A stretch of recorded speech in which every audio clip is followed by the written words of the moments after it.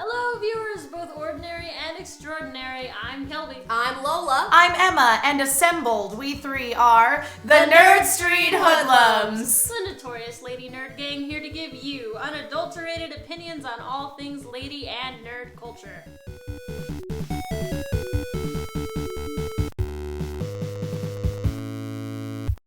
This week, we're talking about what the Japanese publication New Type has called one of the most influential and socially relevant anime series ever created. On April 3rd, 1998, Cowboy Bebop began its ultimately aborted first run on Tokyo TV, later aired to completion in October of the same year on the satellite network WoW WoW. In the late 90s, space adventures were super popular, so Sunrise, one of the foremost Japanese animation studios, wanted to capitalize on that, building off the success of its previous space adventure, Outlaw Star. Shinichiro Watanabe, the creative director of what would ultimately become Cowboy Bebop, wanted to create a series that appealed to adults that dealt not only with philosophical and existentialist themes, but also realities like homosexuality and drug dealing. The musical score, based heavily in the American jazz and beat movements of the 1930s and 40s, as well as the early rock and roll era, is probably the best ever created for any series ever, anime or not, and it's composed by a woman, the ridiculously talented Yoko Kanno. Kanno served as the inspiration for the character of Ed, the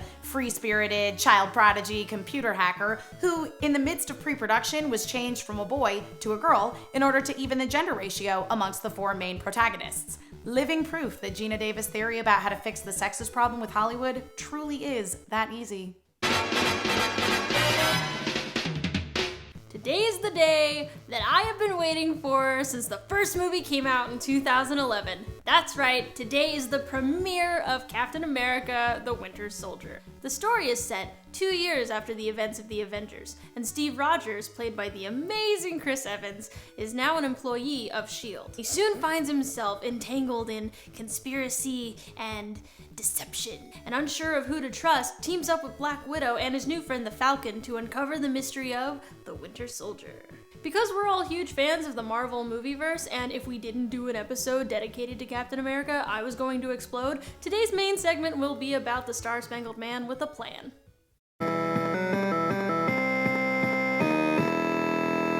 This week's Nerd Girl problem is being afraid to look stupid.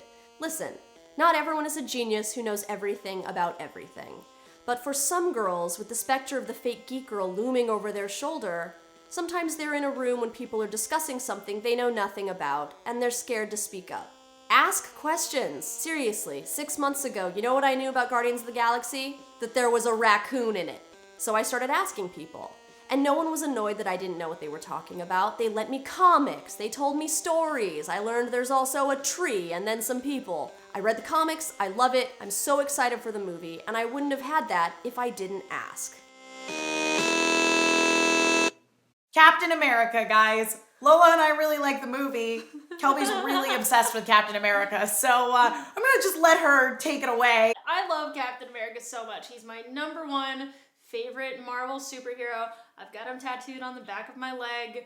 If anybody wants to see it and you find me in public, I will show it to you. I guess one of my favorite things about, and it's kind of what all my favorite heroes have in common, like Superman and Cap, and also the Doctor from Doctor Who, is just like, Captain America is better than we are. Like, he's the peak of the human condition. The human yeah, condition. yeah, He's literally a Superman. He roots for us, though. Mm-hmm. Like, he's better than we are, but he roots and fights for us. Also, you know, Steve Rogers, before he got the super soldier serum, was this 90-pound, sickly dude.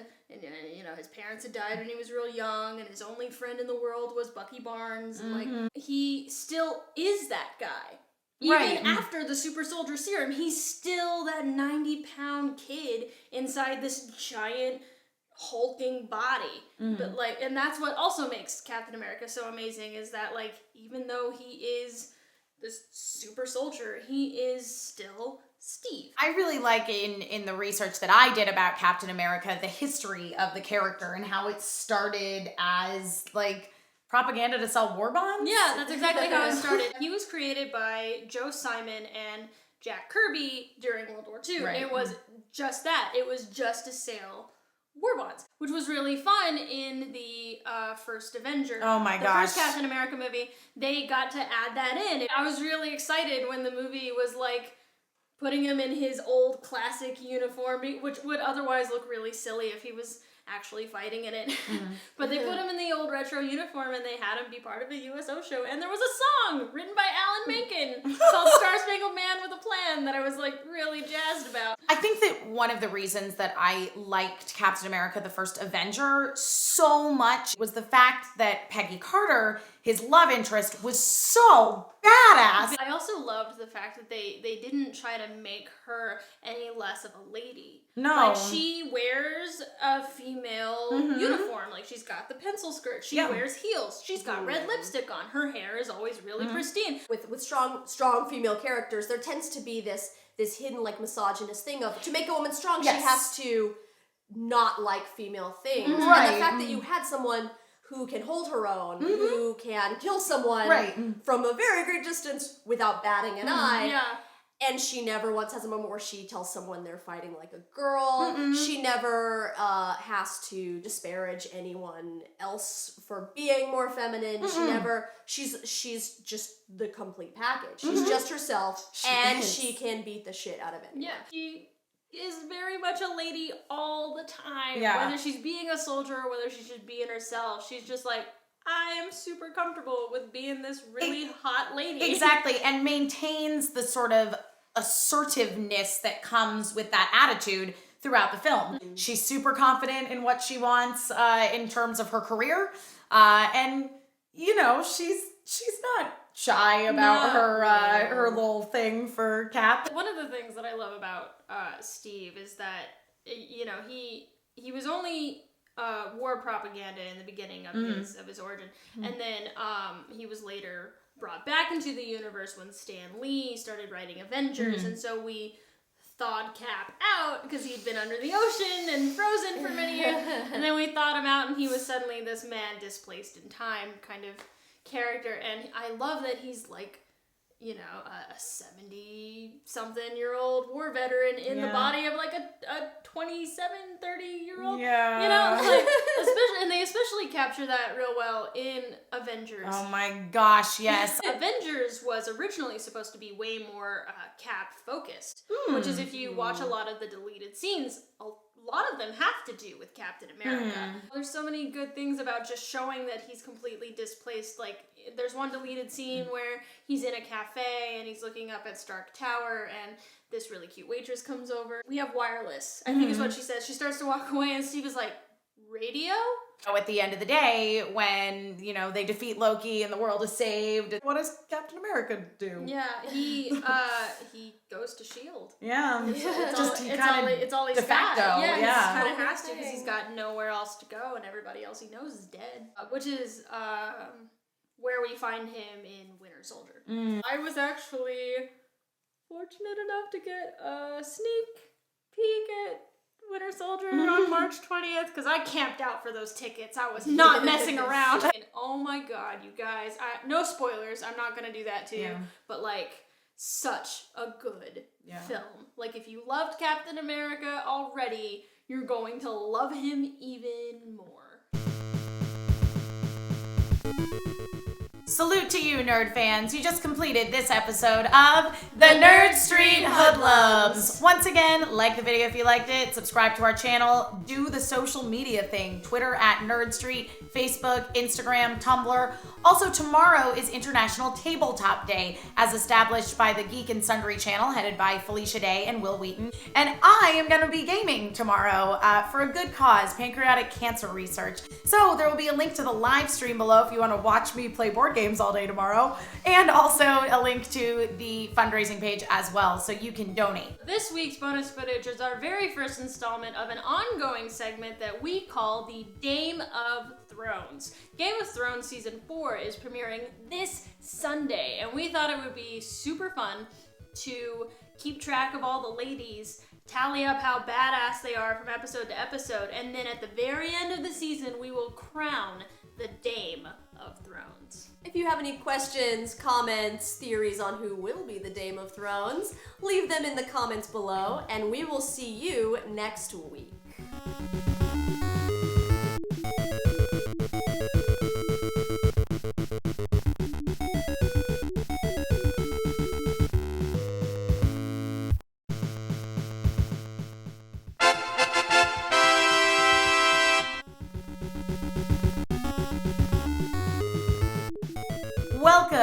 everyone to the very first installment of Dame of Thrones.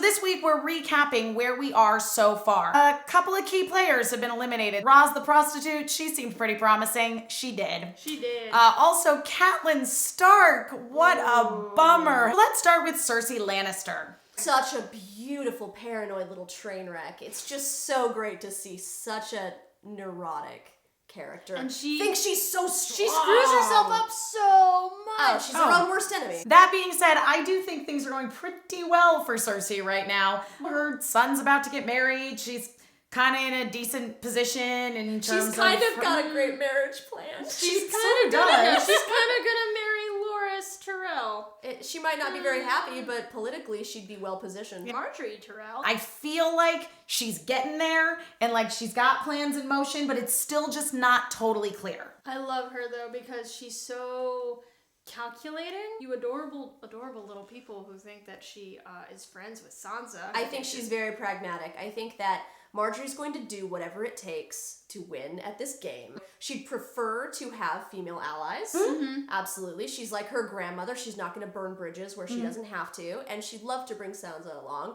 But when it came down to it, as soon as the Lannisters moved to marry her to Tyrion, no one said, "No, Sansa, we'll rescue you." They sort of went, All right. make the most of it. Yep. Which leads us now to Sansa Stark. Oh, precious baby Sansa. Yeah, Sansa Stark is, she's getting better. Like, She was doing so well, and then she got married off to Tyrion Lannister. The good thing about that is she's no longer as, like, stupidly naive as she was at the beginning. She's starting to have a better grasp of the reality of the world. However, like, she is along for the ride. She is not playing this game. She has no idea what she's doing. Arya Stark. Yes.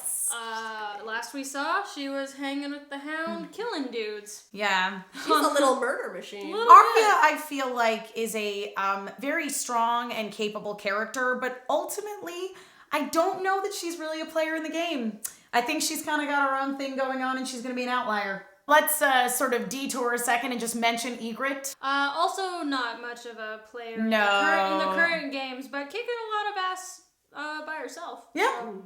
Yeah. So there's that. Which then brings us to Daenerys Targaryen. Shit's going really well for Daenerys right now. Oh yeah, job, man. Dany. Just taking city after city, burning shit down. Yeah. Fire and blood, bitches. Yeah. She literally dropped the mic. Yep. My only concern with Daenerys Targaryen is, the last time we saw her, she freed this city, and Yep. they were calling her mother, and like she was crowd surfing and everything. A lot of people were getting really uncomfortable with that image of this beautiful, like blonde, blue-eyed girl surfing on a sea of people of color. I think that shit's about to go down. We're about to lose control over some stuff. I think they made that image super uncomfortable to show you that, like, it is not all peaches and cream.